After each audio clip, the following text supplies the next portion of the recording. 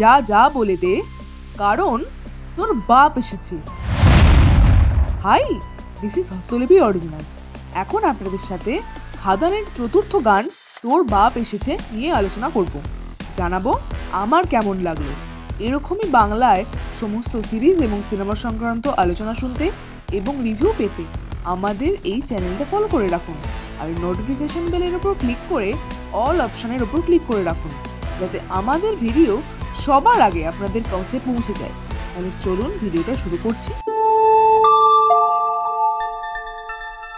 হস্তলিপি Originals, the ultimate filmy dose. শুধুমাত্র বাপ নয়, বাপের বাপ লেভেলের গান হয়েছে এইটা।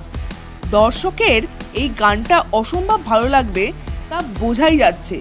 গানের হুক লাইনটা এতই ক্যাচি তা আর বলার অপেক্ষা রাখে না। নীলায়ন চ্যাটার্জির কথা এবং সুরে ঈশান মিত্র এই গানটা গেয়েছে। গানের কথা থেকে শুরু করে গানের সুর ভীষণই ভালো। দর্শকদের ভীষণই আনন্দ দেবে এই গানটা সিনেমা হলে দেখার সময়।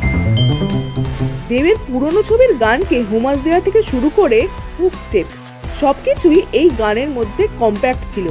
এই গানের মধ্যে একটা র্যাপের অংশ আছে যেটা বাচ্চাদের দিয়ে গানো হয়েছে, সেই জায়গাটা বেশ ভালো লেগেছে। এছাড়াও দেবের সোয়াগ, অ্যাটিটিউড সবকিছুই এই গানের মধ্যে চোখে পড়ার মতো। গানের মধ্যে কি ভাবেছিস এই ডায়লগটা বারবার আসছে, সেটা শুনতে বেশ ভালো লাগছে। আর গানে দেবের ইন্ট্রোডাকশনটা এত সুন্দর হয়েছে তা আর বলার অপেক্ষা রাখে না। গানের শুরু থেকে শেষ একটা জায়গাতেও আপনাদের চোখের পাতা পড়বে না। গানের শেষটা ভীষণই স্টাইলিশভাবে করা হয়েছে এবং ব্যাকগ্রাউন্ডে যে ডান্সাররা ডান্স করেছে অথবা যে সেট পিসগুলো লাগানো হয়েছে সেগুলো দেখে মনে হচ্ছে এই গানটার জন্য বেশ ভালো রকম পয়সা খরচ করা হয়েছে। সম্ভবত এই গানটা সিনেমার মধ্যে থাকবে না, সিনেমার শেষে এই গানটা আসবে। ইতিমধ্যে গানটা ইউটিউবের নাম্বার 1 ট্রেন্ডিংয়ে দেখাচ্ছে। সব মিলিয়ে এই গানটা আমার বেশ ভালো লেগেছে।